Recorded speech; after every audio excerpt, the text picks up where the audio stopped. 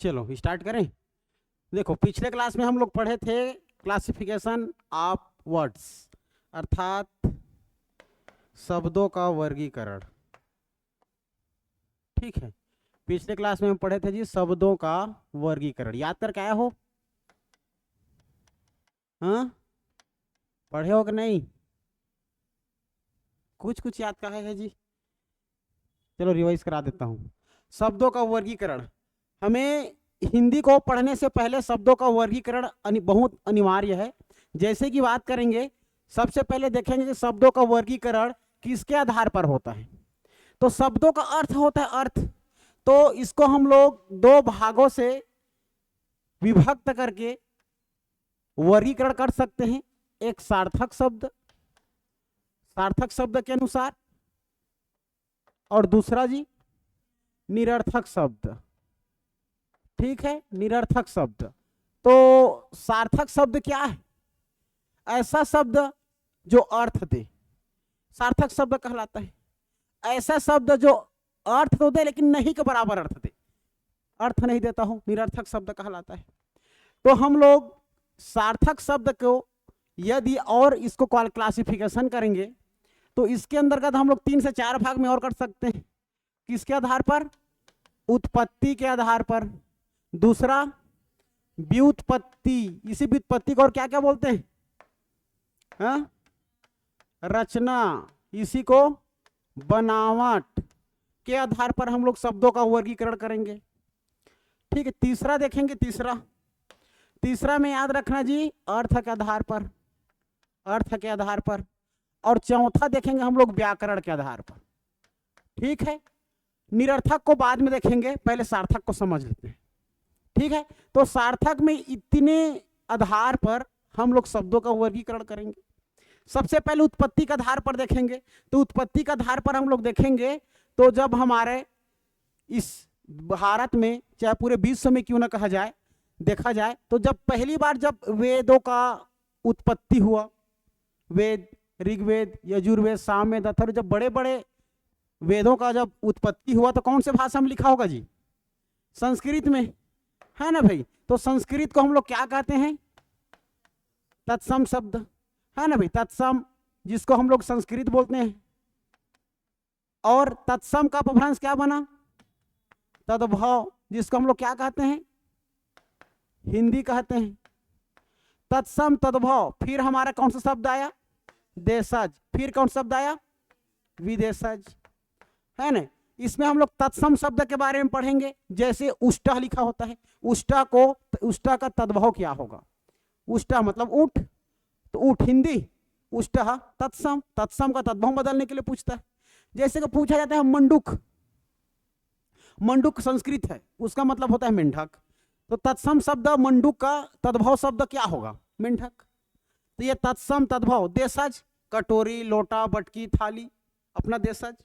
शिक्षक, है ना भाई?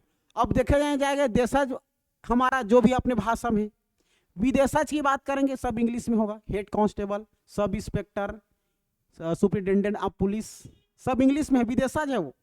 उर्दू, फारसी, ये सभी विदेशज में आएगा। निम्नलिखित में से कौन सा शब्द है फारसी शब्द है, पहचान कीजिए, एग्जाम में पूछा जाता है ना भाई? तो तत्सम तद्भव देशज विदेशज। तो उत्पत्ति के आधार पर हम लोग तत्सम तद्भव देशज विदेशज के आधार पर शब्दों को वर्गीकरण करके अध्ययन करेंगे। तत्सम पढ़ेंगे, तद्भव पढ़ेंगे, देशज पढ़ेंगे और विदेशज पढ़ेंगे। व्युत्पत्ति, बनावट या रचना के आधार पर जैसे हम लोग देखेंगे कि हमारा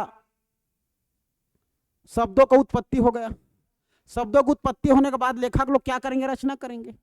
तो कविता की रचना करेंगे, कहानी की रचना करेंगे, है ना भाई? तो रचना करेंगे तब ये लोग क्या क्या रचना करेंगे जी? रूढ़ शब्द, फिर योग रूढ़ और यौगिक शब्द। याद है कल का? ठीक है, तो एग्जाम में पूछा जाता है व्युत्पत्ति के आधार पर या रचना या बनावट के आधार पर शब्दों के कितने भेद? 3 भेद, रूढ़, योग रूढ़ और यौगिक। रूढ़ शब्द क्या है? ऐसा शब्द जिसको 2 भागों में तोड़ने पर या अलग अलग भागों में तोड़ने पर अर्थ नहीं देता हो, रूढ़ शब्द है। जैसे कि मैं बोल दूंगा कल, कल को दो भाग में तोड़ो, क और ल। क का कोई अर्थ है, ल का कोई अर्थ है नहीं, फिर दोनों को जोड़ो, कल, कल का अर्थ होगा निकल जाए, कल मतलब आने वाला कल, पिछले वाला भी कल हो सकता है। तो जो स अर्थ नहीं देगा तोड़ने से वो रूढ़ शब्द है, और रूढ़ को जोड़ेंगे तो योग रूढ़, तो योग रूढ़ को पढ़ेंगे। और रूढ़ को भी, योग रूढ़ को भी अलग अलग शब्द पद को सबको एक साथ जोड़ेंगे तो यौगिक। जैसे कि दो या दो से अधिक पदों के मेल से जो बना नया सार्थक शब्द होता है हमारा समास कहलाता है। दो या दो से अधिक वर्णों के मेल से जो बनता है संधि होता है। किसी भी शब्दों के पहले जुड़ा हुआ शब्द उपसर्ग कहलाता है। किसी भी शब्दों के अंत में जुड़ा हुआ शब्द प्रत्यय कहलाता है। तो इस यौगिक के अंतर्गत और बहुत सारे शब्द आ जाता है, ठीक है। जैसे कि हमारा हो जाएगा संधि, जैसे कि हो जाएगा हमारा समास, जैसे कि हो जाएगा हमारा उपसर्ग, जैसे कि हो जाएगा हमारा प्रत्यय, ठीक है। ये पूछा जाता है, जैसे कि कई बार पूछा एग्जाम में, निम्नलिखित में से यौगिक शब्द की पहचान कीजिए। निम्नलिखित में से यौगिक शब्द की पहचान कीजिए, यौगिक शब्द की पहचान कीजिए, ठीक है। यौगिक शब्द की पहचान कीजिए करके पूछा था। तो इसमें दिया था आप लोग का ऑप्शन जी, देखो option A, option B, option C, option D. इसमें पहचानना है, देखो आप लोग को तत्सम, सॉरी, ठीक, उपसर्ग, ठीक है। ये हो जाएगा अलंकार, अलंकार,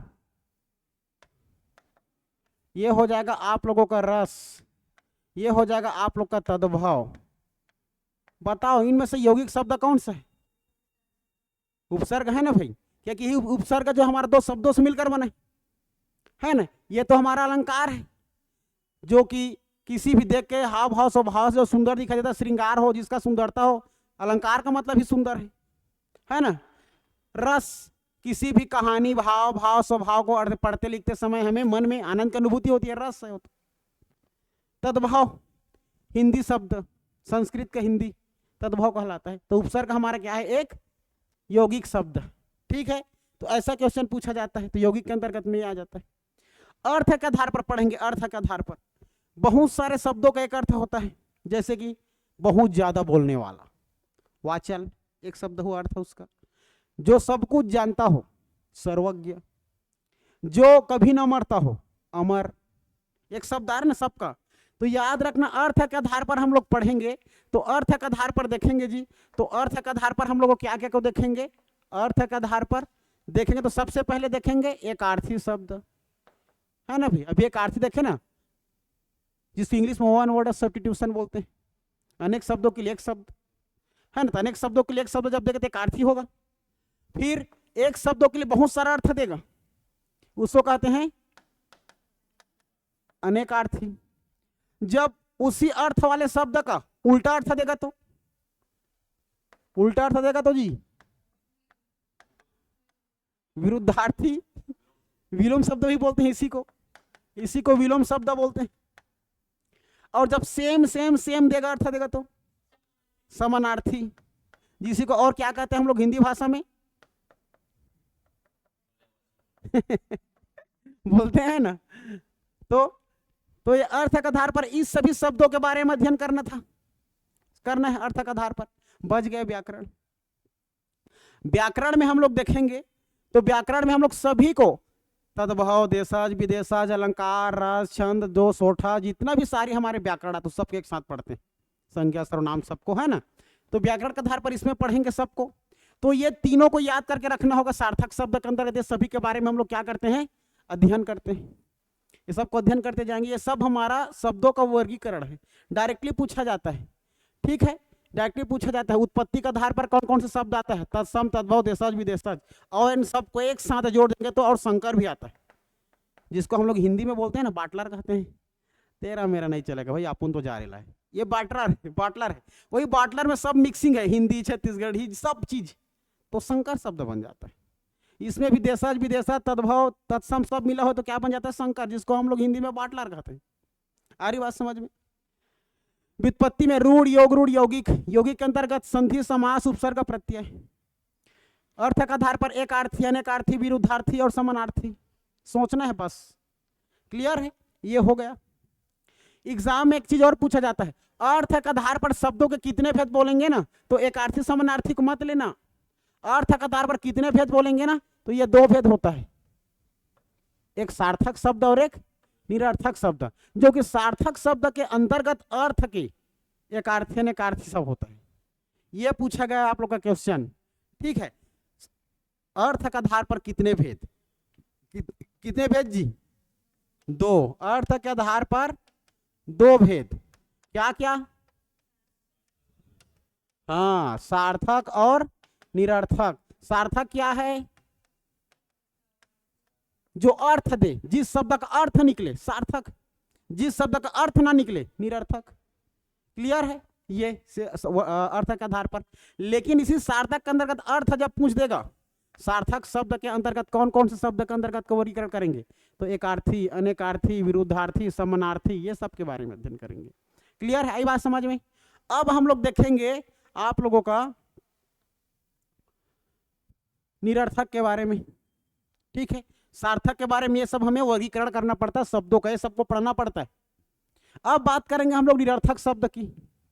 ठीक है, तो निरर्थक शब्द में हम लोग अध्ययन करेंगे। ठीक है, चलो तो निरर्थक में देखते हैं जी। सार्थक समझ में आया?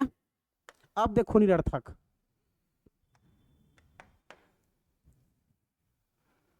ये हो जाएगा हमारा निरर्थक, निरर्थक शब्द। ठीक, निरर्थक शब्द को हम लोग अलग अलग और भाषा में इसको क्या क्या बोलते हैं, देखो इसको समझ के रखना।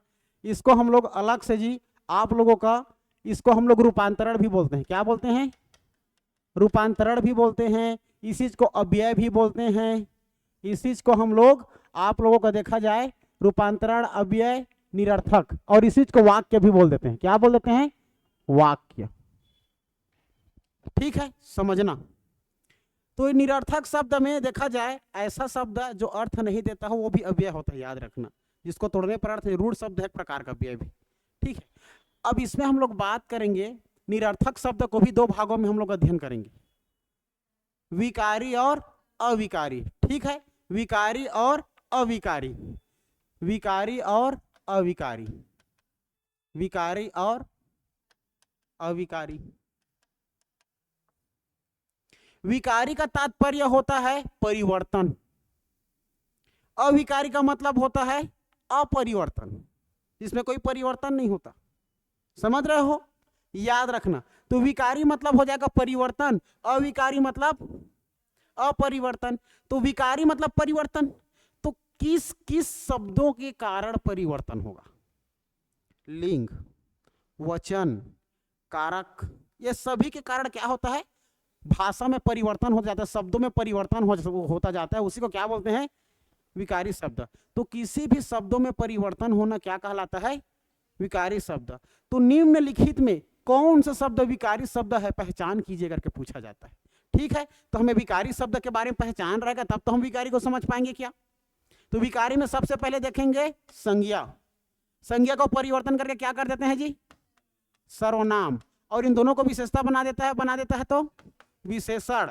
और इस सब में एक साथ क्रिया करा करके और कुछ काम करा देगा तो कार्य या क्रिया, है ना, वही छे। संज्ञा, सर्वनाम, विशेषण, क्रिया, ये सब कौन सा शब्द है हमारा? विकारी शब्द। एक क्वेश्चन में पूछा जाता है। ठीक है, हाई लेवल का क्वेश्चन पूछ रहा हूं, देखना आप लोगों का। निम्नलिखित में से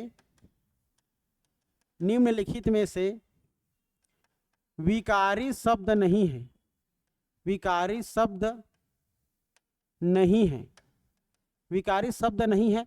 तो हमारा कौन सा शब्द विकारी शब्द नहीं है, आप लोग को पहचान करना है। ठीक है जी, ए, मैं लिख दिया क्रिया। ठीक है, फिर मैं लिख दिया क्रिया विशेषण, नहीं विशेषण लिख देता हूं, विशेषण। सी, क्रिया विशेषण।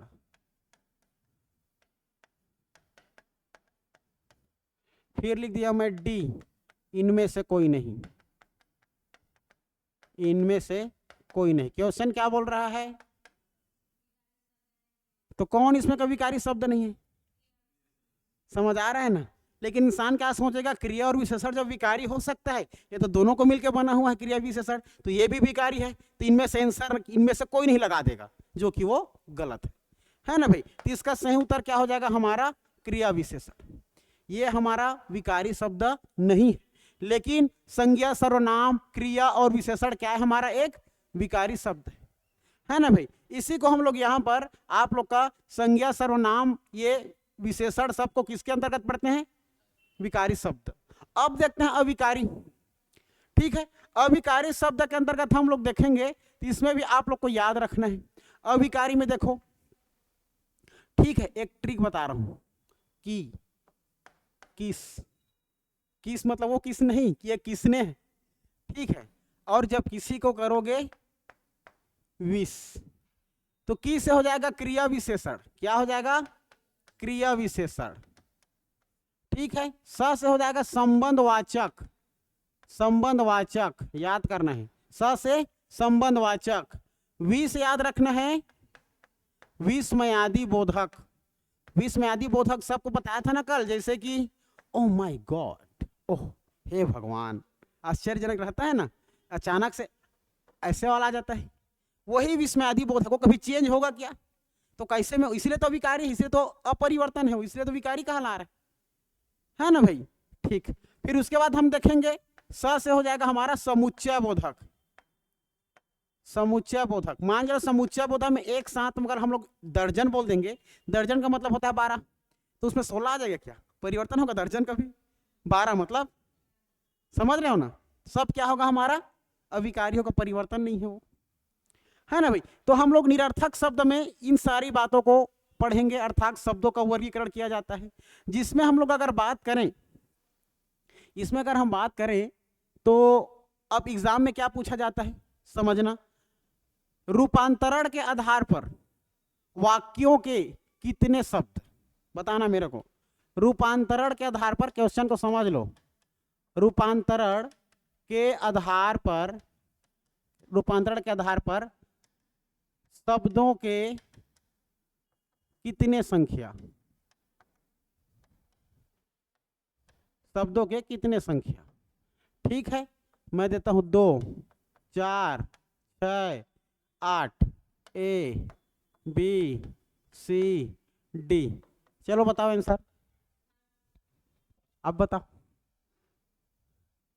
नहीं पता ना, वो लोग पढ़ ही ले तो 8 8 लगा रहे हैं 8 है, क्यों 8 है पता है, देखो इसमें क्या पूछा है, रूपांतरण के आधार पर, तो रूपांतरण के आधार पर देखो, इसमें रूपांतरण के आधार पर इंसान क्या बोलेगा, 1 और 2, ये उसका प्रकार है, संख्या नहीं, संख्या तो ये 4 और ये 4 है, उसके अंदर में 8 हो जाएगा, है ना भाई। तो ये दोनों को शामिल कर देंगे तो कितना हो जाएगा 8। एडीओ का क्वेश्चन उठा के देखना, ये पूछा था, ठीक है। तो ये सारी चीजें को जब गहन से अध्ययन करोगे तो एग्जाम में चाहे 30 में 30 क्यों ना रहे, बनता है सब, इस लेवल से पढ़ना पड़ता है। अगर हम बात करेंगे, ये हो गया हमारा सार्थक शब्द निरर्थक शब्द, ठीक है, आपने ही पढ़े इसलिए रिवाइज करा दिया। आज हम लोग शुरू करने वाले हैं एक नया चैप्टर, जो हर बार हर एग्जाम में 1 से 2 क्वेश्चन पूछा जाता है, जिसका नाम है वर्णमाला, ठीक है। सबको लगता है कि वर्णमाला बहुत इजी है, लगता है इजी है, देखता हूं कितना इजी है, यही है, समझ रहे हो, बस कॉन्सेप्ट क्लियर रखोगे, जैसे कि मैं क्वेश्चन पूछ रहा हूं, मेरे को बताना कितना आप लोग गहरे पानी में पता चल जाएगा।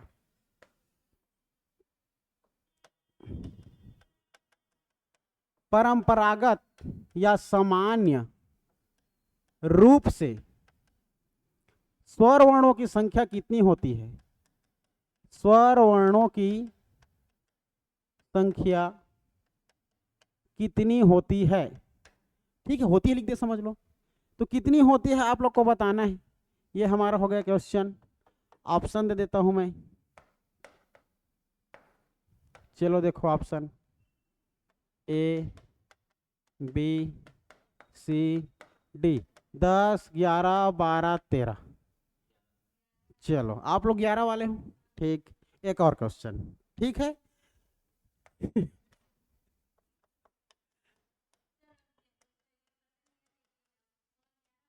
हाँ, निम्नलिखित में से स्वर वर्णों की संख्या कितनी होती है? स्वर वर्णों की संख्या कितनी होती है? संख्या कितनी होती है? ठीक, ऑप्शन 10, 11, 12, 13।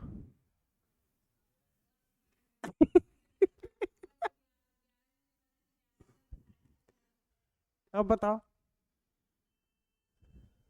चलो इसमें भी मैं समझ लेता हूं, फिर एक और क्वेश्चन लिखूं। ठीक, चलो। अर्थ के आधार पर स्वर वर्णों की संख्या कितनी होती है?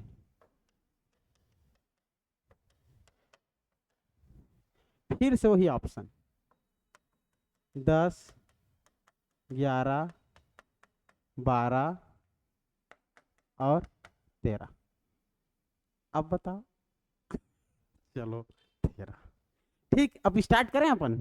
ये तीनों क्वेश्चन का रुक बताऊंगा ना, खुद आंसर तुम लोग दोगे, मैं काहे बताऊंगा। आप लोग को पता चल गया ना, क्या कोई 11 वाले हो, कोई 13 वाले हो, सब पता है ना। ये उसके आंसर आप ही लोग लगाना, मैं पढ़ा रहा हूँ। ठीक है, चलो याद रखना 3 क्वेश्चन है सर बताइए करके, उसके आंसर देना है करके। चलो अब हम लोग अध्ययन करते हैं वर्णमाला। ठीक, वर्णमाला। अब ये वर्णमाला सबसे पहले जानना है, वर्णमाला हमारा 2 शब्दों से मिलकर बना है, एक वर्ण और एक माला। जिस प्रकार फूल इधर उधर रहेगा तो माला नहीं बन सकता। जब तक उसको आप लोग व्यवस्थित रूप से नहीं गूंथोगे तब तक माला बनेगा क्या? नहीं। तो माला बनाने के लिए उसे व्यवस्थित रूप से हमें क्या करना पड़ेगा? गूंथना पड़ेगा, तब जाकर के वो माला बनेगा। उसी प्रकार वर्णों को एक व्यवस्थित क्रम में, एक व्यवस्थित समुदाय में, एक व्यवस्थित समूहों में क्रम से लिखना ही क्या कहलाता है? वर्णमाला कहलाता है।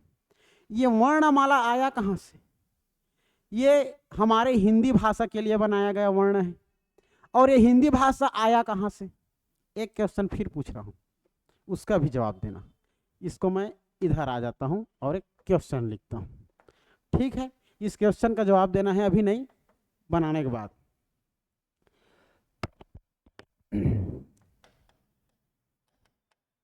निम्नलिखित में से भाषा की सबसे छोटी इकाई है, पहचान कीजिए। ठीक है, चलो। ऑप्शन ए पद, ऑप्शन बी उपबंध, ऑप्शन सी उपवाक्य, ऑप्शन डी वाक्य। चलो आप पद वाले, पद क्यों पद आएगा एक बार बताओगे? हाँ, और उपबंध? चलो मैं कर देता हूं इसको, उपपद कर दिया। वो उपबंध का मतलब है उपपद।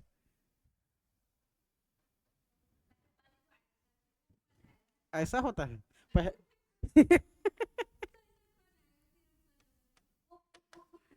ठीक, चलो ठीक है।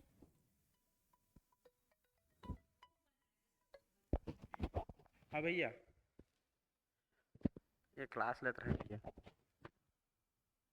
हाँ, लगा को फ्री होके आओ।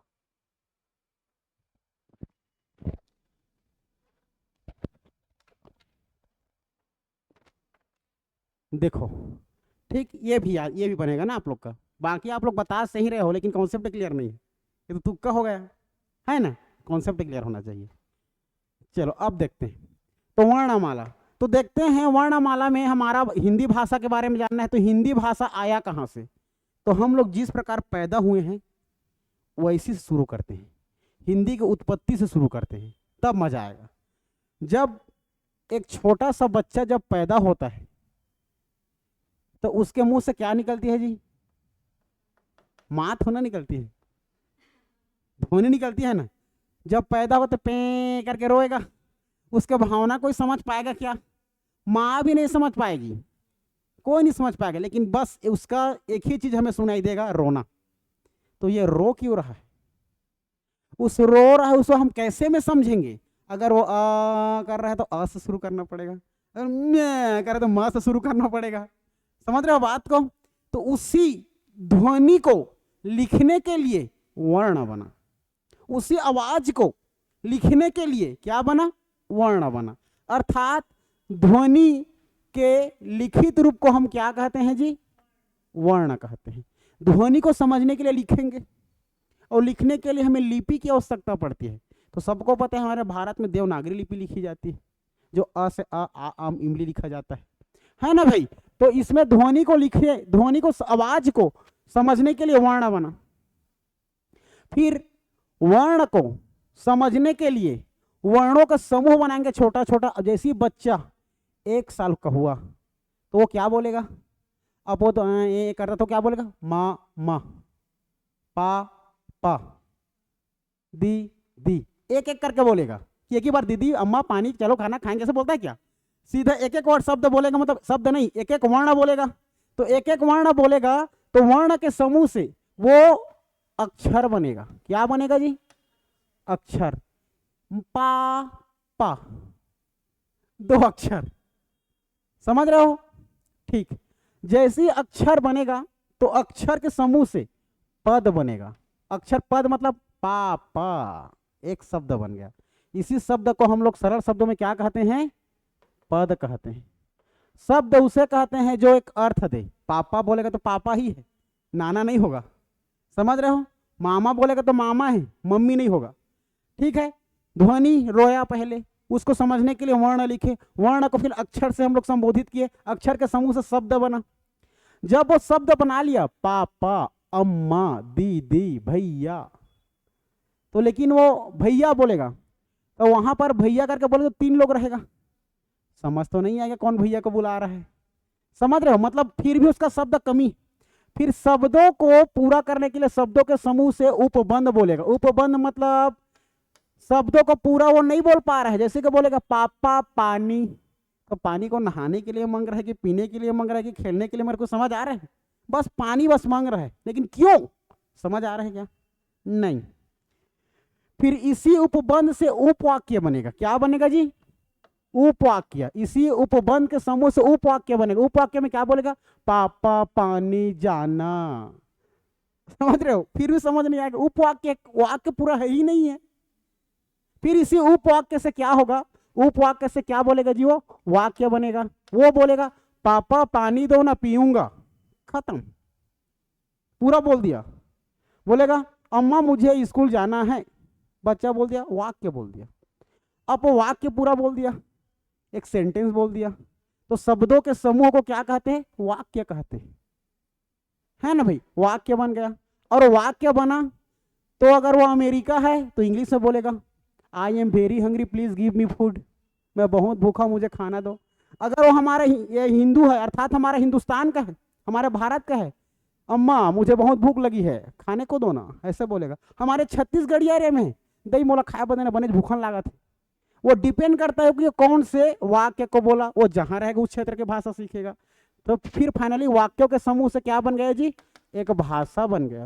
वो अंग्रेज है तो अंग्रेजी बोलेगा, हिंदू हमारा भारत का तो क्या बोलेगा?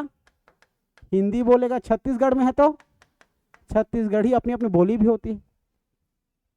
तो भाषा की सबसे छोटी इकाई क्या है? भाषा की सबसे छोटी इकाई क्या है?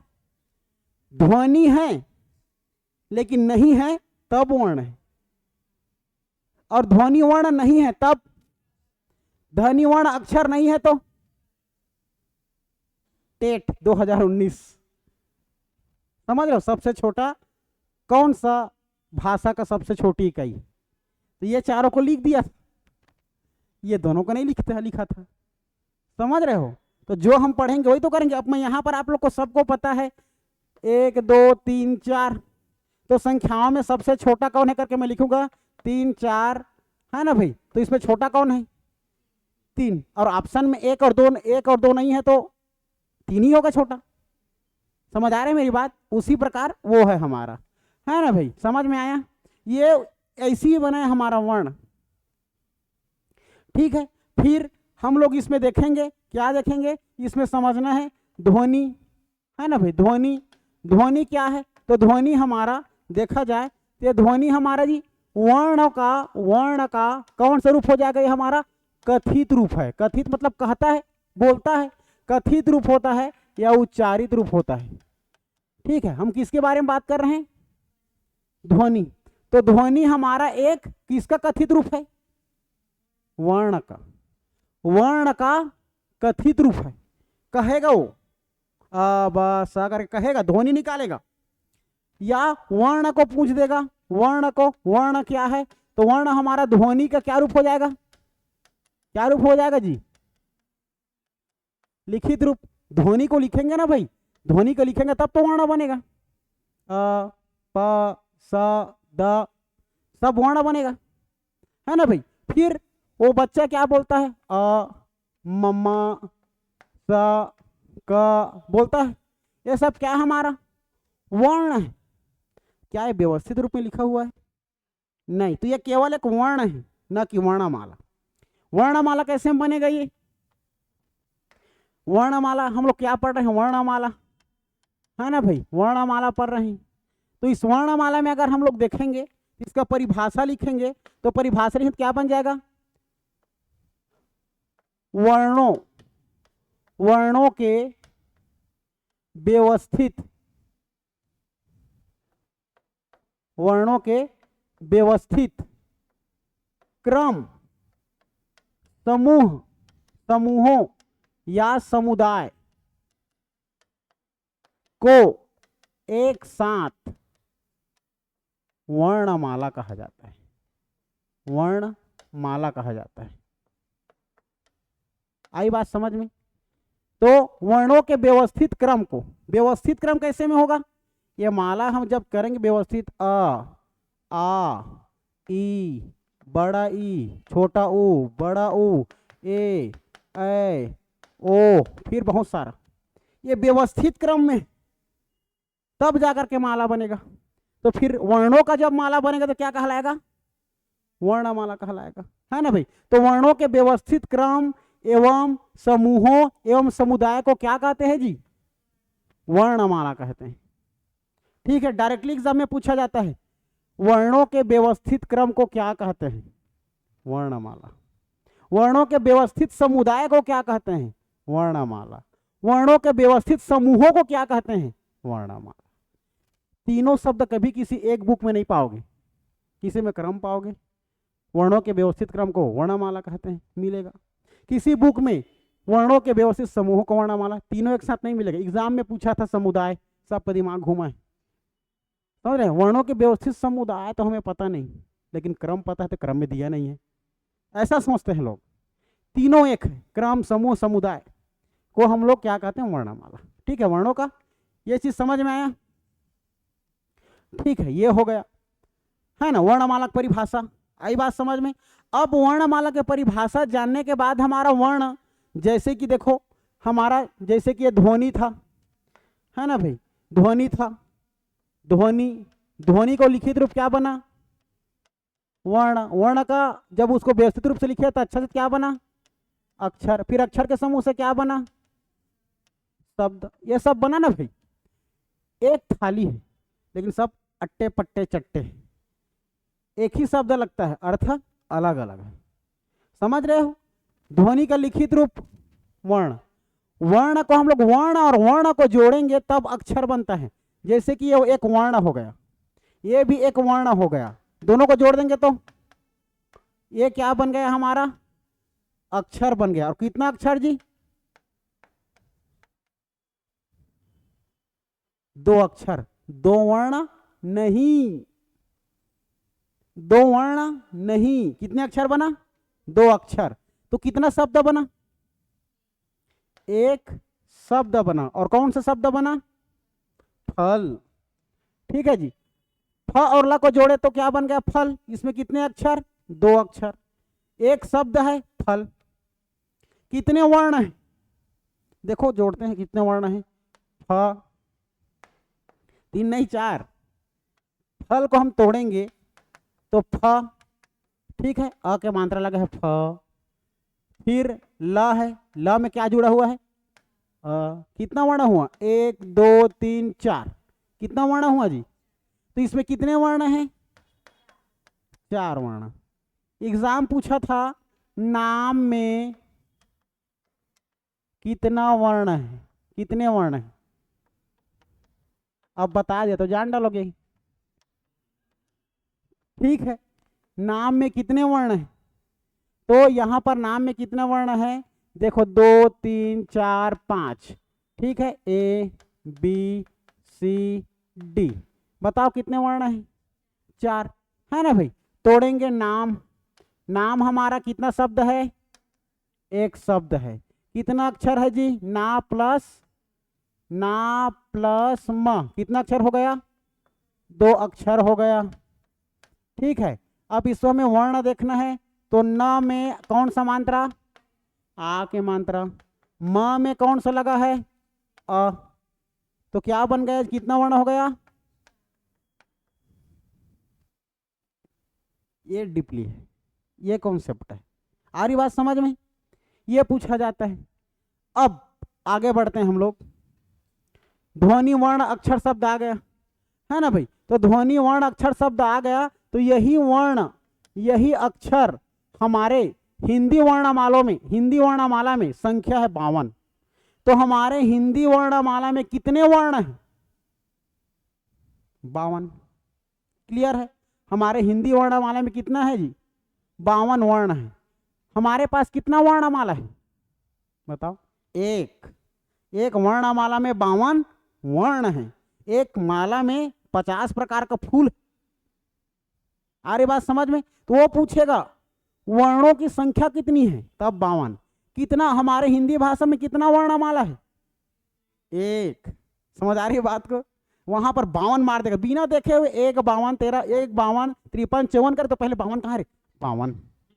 आ रही बात समझ में, वो एक नहीं देखेगा, वो तो फिर लगाने के बाद, ओ माय गॉड, ये तो वर्णमाला पूछा है, ये गलती नहीं करना है ना, जल्दीबाजी नहीं, आराम से पढ़ना है शालीनता के साथ।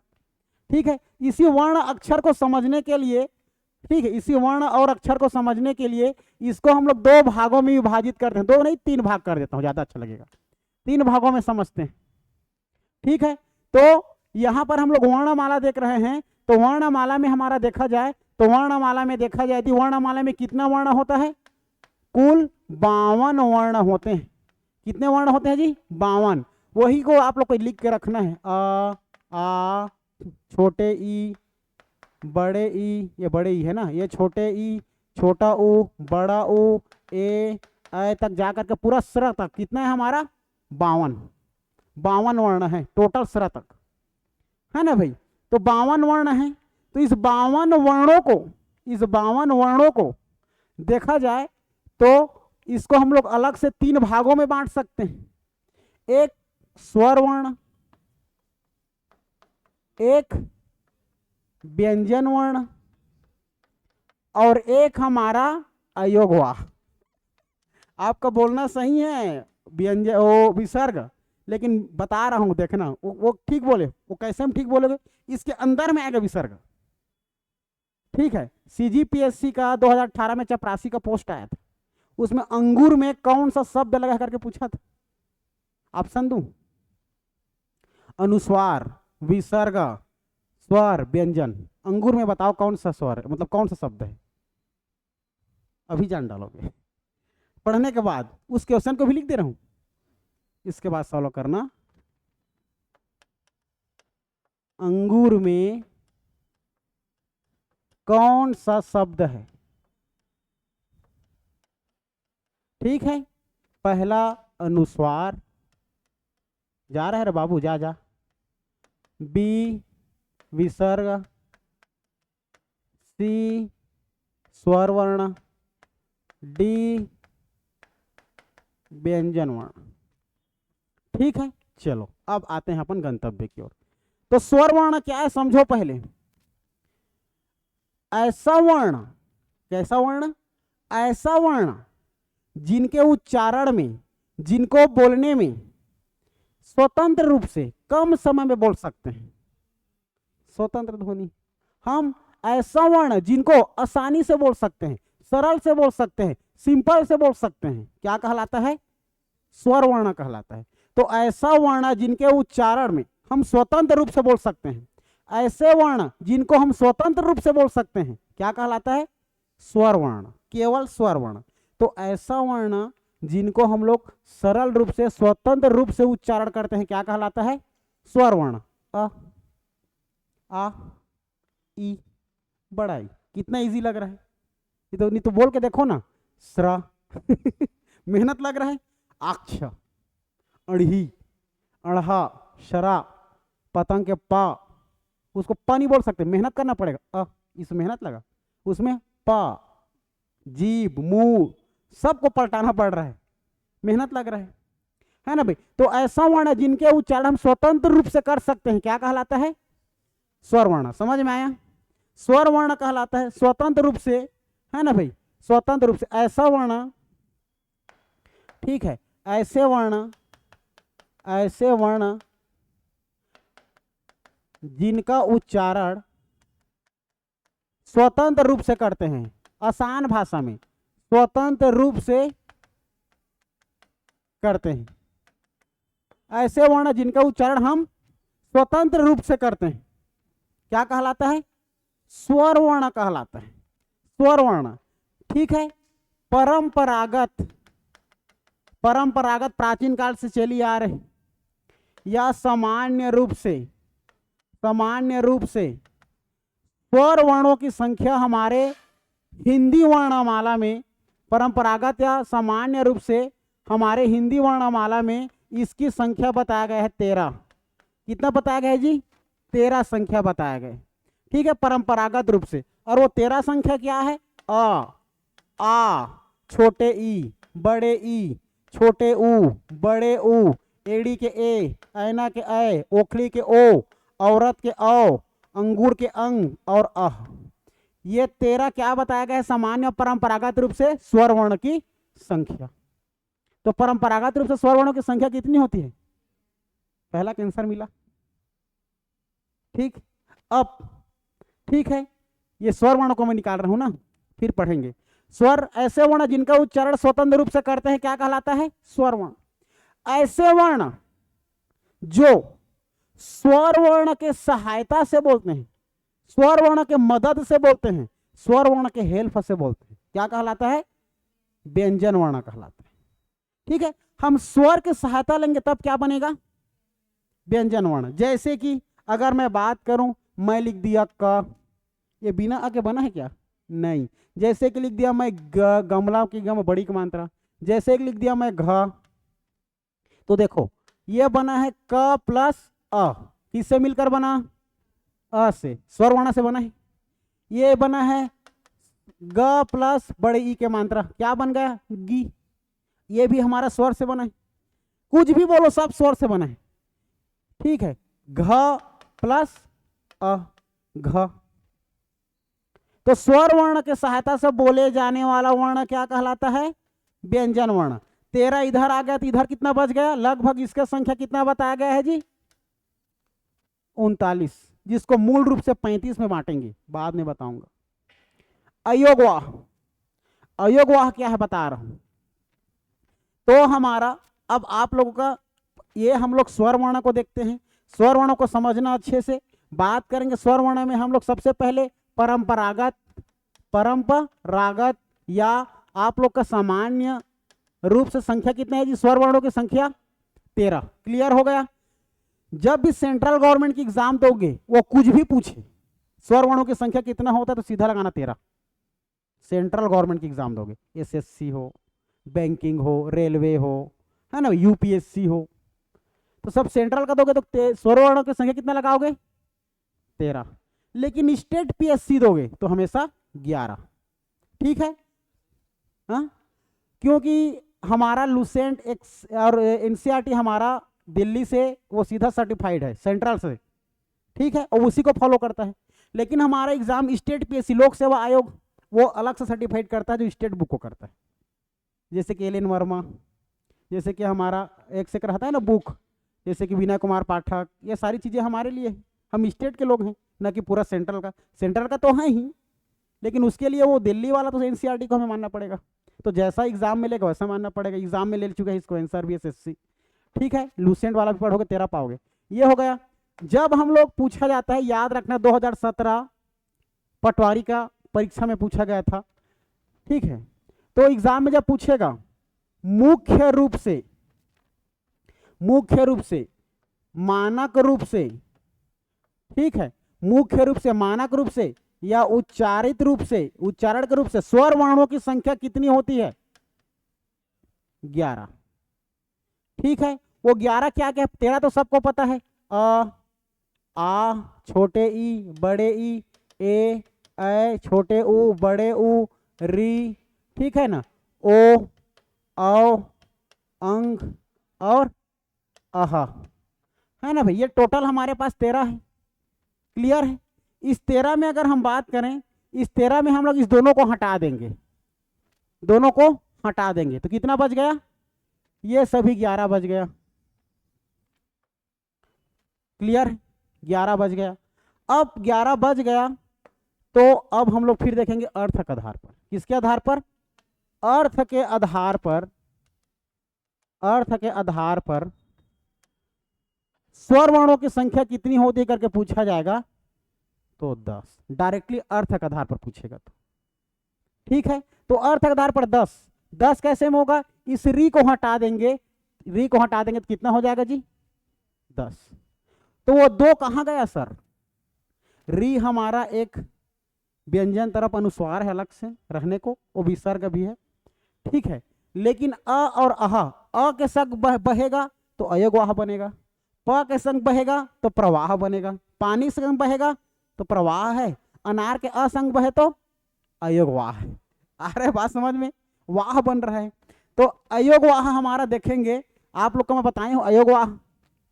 तो अयोगवाह की संख्या भी 2, जिसको एक को बोलते हैं अनुस्वार और एक को बोलते हैं विसर्ग।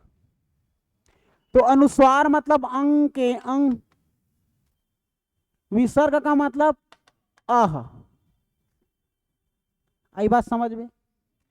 अनुस्वार का मतलब अंग, विसर्ग का मतलब अह। तो अब अंगूर में कौन सा शब्द है? अनुस्वार। आई बात समझ में? ठीक है, कहां दूर से थे कहां पास पहुंचे, अब समझ में आया ये चीज। तो ये पूछा गया था अनुस्वार। अनुस्वार किसे कहते हैं? ऐसा वर्ण जिनके उच्चारण नाक और मुंह दोनों के सहायता से बोलते हैं, उसको अनुस्वार कहते हैं। अंग के मात्रा जुड़ना पड़ेगा ऊपर में आपको, अंग का मात्रा है वो, है ना भाई। ये अनुस्वार तो समझ में आया, ये विसर्ग और अनुस्वार। ठीक है, तो इस प्रकार से वर्णों का हमारा क्या है जी? पूरा इसका विभाजन है। अब इस वर्ण की विभाजन में सबसे पहले हमें पढ़ना होगा स्वर वर्ण। क्या पढ़ना होगा? स्वर वर्ण। तो स्वर वर्ण को हम लोग शुरू करेंगे, तो स्वर वर्ण को शुरू करने से पहले हम लोग को कुछ कुछ बातें ध्यान रखना होगा। ये तो रहे, ठीक है, स्वर वर्ण, स्वर वर्ण। ठीक है, सबसे पहले इसमें हमें जानना होगा, क्या जानना होगा जिसका? परिभाषा। परिभाषा, परिभाषा जानेंगे तब तो समझ में आएगा। तो ऐसे वर्ण जिनके हम मतलब ऐसा वर्ण जो स्वतंत्र रूप से उच्चारित कर सकते हैं क्या कहलाता है? स्वर वर्ण। समझ में आया सरल शब्दों में? तो ऐसे वर्ण, ऐसे वर्ण, हाँ, जिसका उच्चारण या जिनका उच्चारण, जिनका उच्चारण स्वतंत्र रूप से करते हैं, स्वतंत्र रूप से करते हैं, स्वतंत्र रूप से करते हैं, क्या कहलाता है? स्वर वर्ण कहलाता है। जिसकी संख्या, है ना भाई, जिसकी संख्या, जिसकी संख्या परंपरागत, परंपरागत, परंपरागत व सामान्य रूप से कितना होता है जी? 13। उस 13 क्या है हमारे? 13 को लिखना पड़ेगा अ, आ, ई, बड़ा ई, छोटा ऊ, बड़ा ऊ, ए, ओ, औ, अंग और आहा। ये टोटल 13। सॉरी, अच्छा री है ना भैया, री, री की ही पर भी लिख लो, ये री, क्लियर है, ये 13 हो गया हमारा, है ना भाई।